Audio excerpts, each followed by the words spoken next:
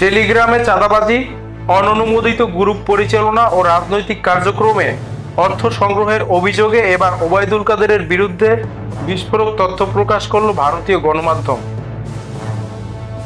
ক্ষমতা হারানোর পরেও আওয়ামী লীগের এই শীর্ষ নেতা কিভাবে ভার্চুয়াল মাধ্যমে দল পরিচালনা ও অর্থ আদায়ের চেষ্টা করছেন তা তুলে ধরা হয়েছে ওই প্রতিবেদনে।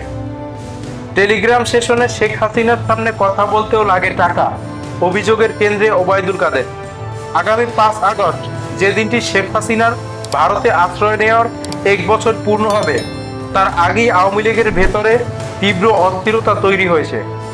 সাবেক প্রধানমন্ত্রী শেখ হাসিনার দল আওয়ামী লীগের একাধিক শীর্ষ সূত্র ভারতীয় সংবাদ মাধ্যম নিউজ 18-কে জানিয়েছে, দলটি এখন একাধিক জটিল সমস্যার মুখোমুখি।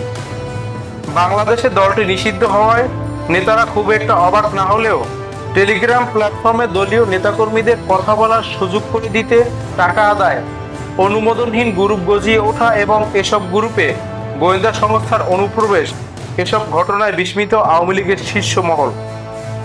গত 1 বছরে টেলিগ্রাম হয়ে উঠেছে পালিয়ে থাকা শেখ হাসিনার দলের মূল সাংগঠনিক প্ল্যাটফর্ম। কিছু গ্রুপের সদস্য সংখ্যা 20 থেকে 30 হাজারের বেশি। প্রতিদিন রাত 9টার পর থেকে গভীর রাত পর্যন্ত চলা এই ভার্চুয়াল আড্ডায় অংশ নিচ্ছেন কেন্দ্রীয় নেতা, জেলা ও উপজেলা পর্যায়ের নেতারা।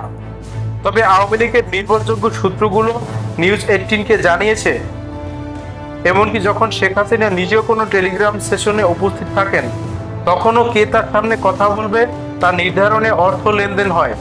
এই বিষয়ে সন্দেহের কেন্দ্রে রয়েছেন দলটির সাধারণ সম্পাদক ওবায়দুল কাদের। ওবায়দুল কাদের এখন নিজের রাজনৈতিক কর্মকাণ্ডের মঞ্চ হিসেবে টেলিগ্রামকে বেছে নিয়েছেন। প্রতিদিন একাধিক গ্রুপে নিজে কথা বলার সময়সূচি ঠিক করেন এবং প্রায় বলেন ঢাকা ঘেরাও করার ডাক। তবে তার বক্তব্যের সময়সীমা বা বাস্তব পদক্ষেপের নির্দিষ্ট পরিকল্পনার অভাব আছে বলেও অভিযোগ রয়েছে।